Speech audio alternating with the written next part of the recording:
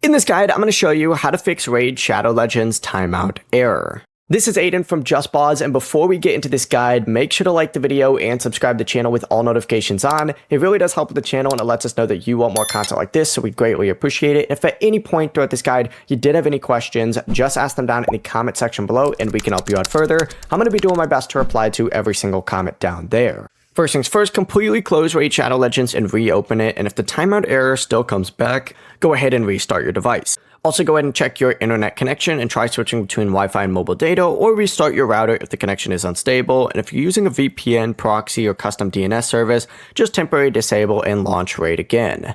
Make sure that Raid Shadow Legends is also updated to the latest version from the Google Play Store, the App Store, or Player and Play. And on Android, go ahead and clear your cache as well. If you're on PC, open up Player and Play, go to Settings, and then go ahead and reset your cache.